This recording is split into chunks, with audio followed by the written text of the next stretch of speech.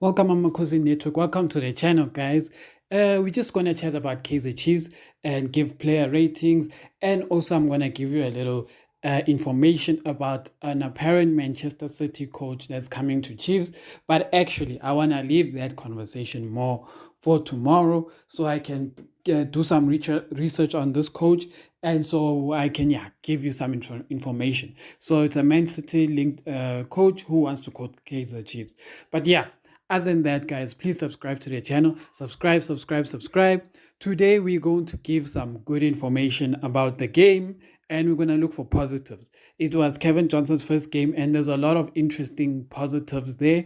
And I want to go through the player ratings. And as I go through the player ratings, we'll give some chance and I also want to give you some feedback on what Cavin Johnson said after the game.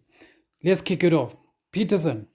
So Peterson, we give a rating of 3. We have to give Peterson a rating of 3. He had one good save in the second half. We all agree he had one good save, but he cost us the game. So that's the thing. A goalkeeper position is not for everyone because it's a very important position. You can't have someone fumbling because it doesn't matter how good strikers you have, how good midfielders you have. If your goalkeeper slacks, you will lose because that is how it is. Liverpool at its best had that guy called Carales or whatever, Carales, I forgot his name, and they were losing. They lost important games because that guy was littering the team. And when they got rid of him and got Alisson, Liverpool ended up winning the Champions League. You see, these small details are what makes a good team. How Liverpool became a good team. They got Salah, they got Virgil van Dijk, they got Alisson, Mane, obvious. So those players who became the spine of the team. But guys, let's kick it off.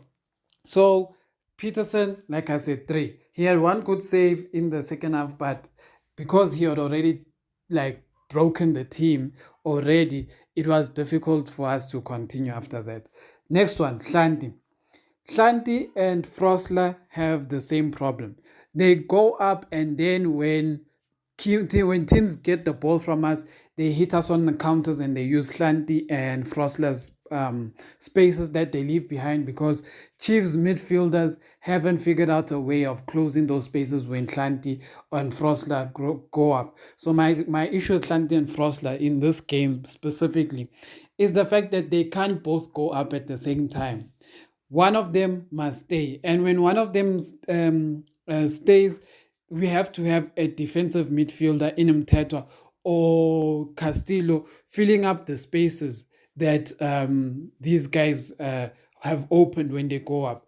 What teams tend to do is that when a midfielder goes up, they move at center back to that right back or left back position, and they make Umthetwa drop into the middle to be like the next center back, so that we still have a flat 4 every time and we don't get exposed, because that's what happened in the game yesterday. We got exposed. Yes, the team recovered fine, but then they were ball watching. They weren't picking players.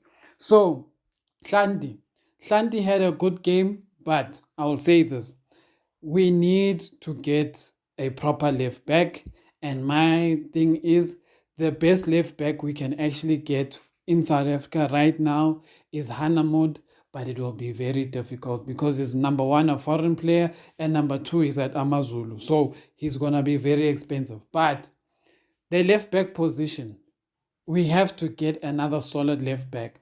A player I was hoping could be the next left back is Omega Mdaga, but we all know Omega Mdaga is being said to be released by Kaizer Chiefs because of the whole ball boy situation.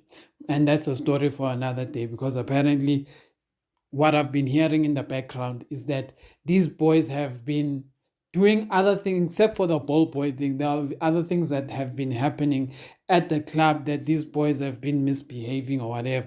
I don't know how true these things are. I just hear these things and then I'm like, I don't know. I don't know. But at the same time, I feel it's unfair to dismiss someone for not wanting to be a ball boy. But Hlanti, I'll give I'll give a 5. I'll give a 5 because he didn't do. Actually, let me give him a 5.5 because he did score the goal and try put us back in the game. But yeah, I don't feel he had a bad performance, and I don't think he had a good performance. He just had an okay performance. So I don't want to go too much into Shanti. So maybe 5.5 to 6. Maybe when I say 5.5, I'm being too harsh.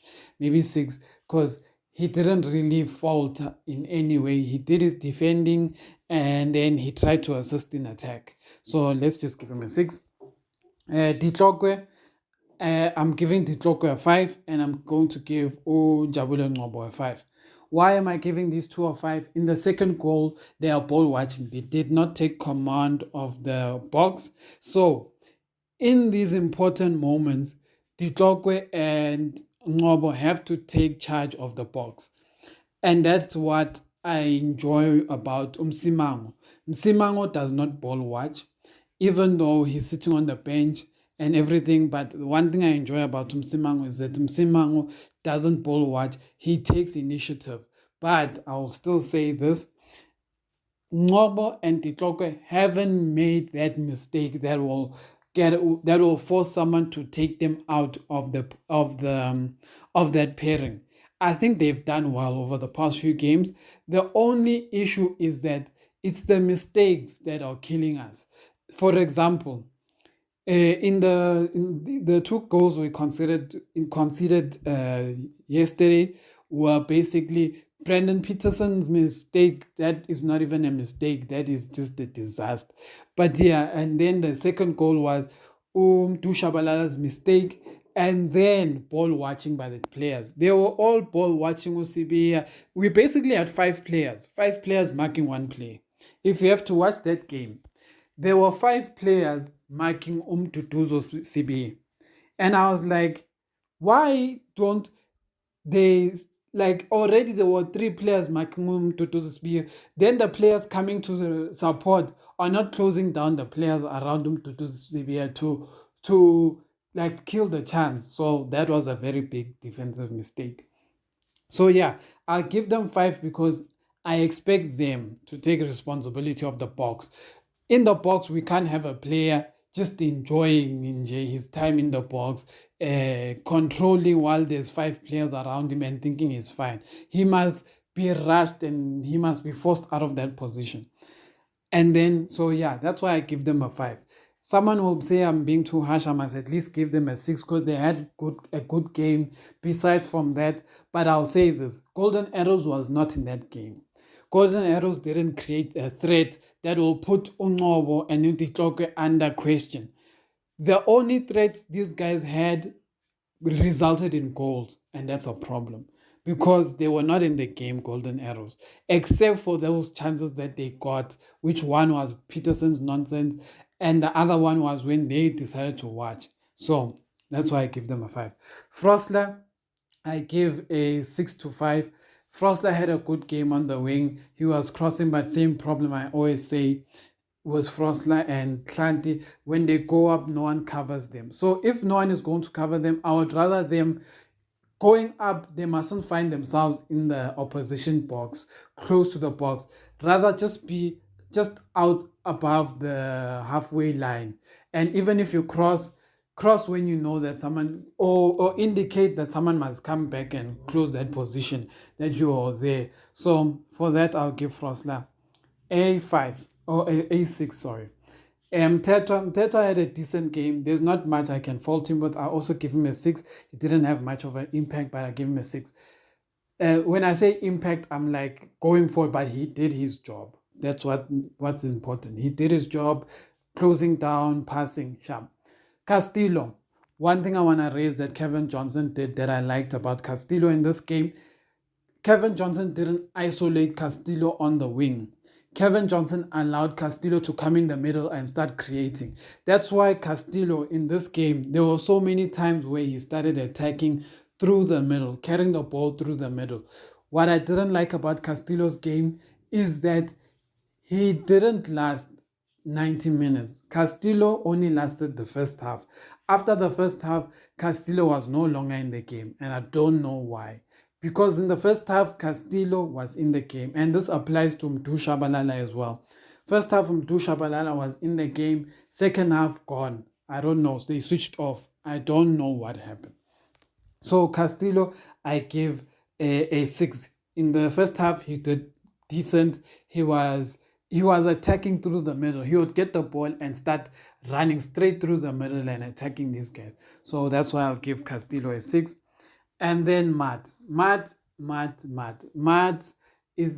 problem is the same as always. Matt is a very good player. Don't get me wrong. He's a very good player. But Matt has the same old story mistakes. Guti, I'll give you this. His game was much better today, yesterday, than most other games. In attack, it was much better. But Matt, I'll keep saying this about Matt. How Matt loses the ball is my problem. Matt keeps losing the ball, and Matt is negative. When I say negative, I'm like, Matt doesn't see passes that an attacking midfielder should see. And it's very frustrating sometimes watching, because there are so many moments in this game where there was a pass, but Matt was thinking of going back or thinking of playing safe, or just playing, when they pass him, he'll just pass the person back, not thinking to turn and move the ball. And that's my problem. Matt doesn't think like an attacking midfielder sometimes, and maybe it's the fault of the previous coaching, who were playing him too defensive, and now he has to get out of his defensive mind. So Matt, I give a 5. I don't want to give Matt more than a 5. He could have done better, but it was a better chance for him in attack. But still, 5. Mdu Shabalala is the player I'll give the best rating, 6.5, because he was everywhere on the field. He was playing left wing, but you would find him on the right wing, and that's what I want. I want an attacking player to add numbers to the box. Mdu was adding numbers to the box. Mdu was cutting in. There were certain times we were like, this guy is playing left wing, but he was crossing the balls from the right. Why? Because he was running across and doing those kind of runs.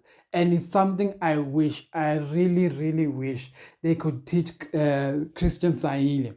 Saile, if he does the same, when Mdu cuts in, Saile must go and cut in the other side, add the number in the box. But Saile doesn't do that. He just like watches. So that's what I'll give him to, 6.5. Best player on the pitch. And I will say this to those people who didn't watch, please go watch Mdu Shabalala's first half and see what that boy was doing. He creates movement. He's creative. He's thinking of going forward. And what he's lacking is the players who are also going to think. Which player do I think would have done well in this game, especially in that position Matt was holding? Nkosimpile Ngcobo would have done well in that position that Matt was holding, because it needed a player who's gonna think and slow the game down, or pick the pace up, or find the right pass. And Matt was just not finding the pass. So I'll say the one thing Kevin Johnson missed is playing Nkosimpile Ngcobo in place of Matt, because it needed that kind of player. And then so then who else is next? Dolly, I'll give a 4. He was doing the runs. He was looking like he's going to do something positive, but it never really resulted in anything. So it wasn't a good performance for Dolly. He had a bad performance. But one thing I like about Dolly all the time is the fact that Dolly likes finding the pass that's going forward. Dolly likes going forward, but you can tell he's not in form. So it's unfortunate. Next player, Christian Saile. Christian Saile, I'll give a 5.5, because he missed too many chances that were created. He missed too many chances. I didn't like it.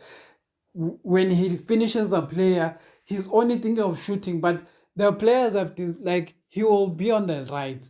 He will finish players, and all those defenders run to Saile because they're trying to stop him from shooting. The moment they run to him, he doesn't see that there is a person in the box he can pass to kick a tap in. No, he doesn't see that. He just thinks of shooting in a tight angle with defenders. And what happens? The ball always hits these defenders because he doesn't even have shot accuracy. So that's the problem with Saile. But I give him a 5.5. One thing I'll say about this game, The Castillo change was very positive, playing him more in the middle to be more involved. Because this game, I saw Castillo more than I have seen in the other games. In the other games, I was not seeing Castillo. So one thing I'll say is that Castillo did well there. Next player, Mdu Shabalala did well. I liked how Mdu Shabalala gave us more energy on the field, so I like that. I don't wanna give ratings to the subs. The subs didn't have enough time to play. Botane got enough time, but he wasn't really involved, so I won't give the subs any ratings.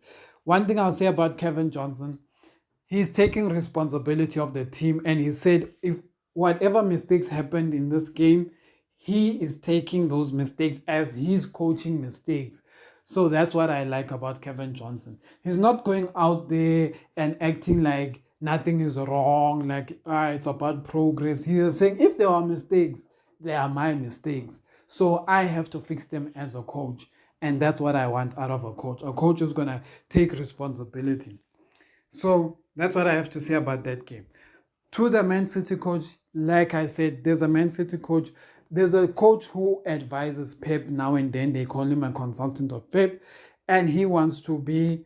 He apparently put his CV in for the Chiefs job. He's a Spanish coach. He's been coaching in Spain, but I want to give you more information about that tomorrow. So stay tuned for that tomorrow, and yeah, well, I'll update you on that. Subscribe to the channel, please, guys. Subscribe. And well done to the DDC team. Well done to the Springboks, and well done to our JDL boys. The last I checked, our under 13 and under 15 won the JDL league. I just need to see what the under 17 and under 19 are doing. So yeah, well done to the boys, well done to Amakhosi, well done to the Springboks. And Kevin Johnson had luck, but we're gonna get the win. Amakhosi.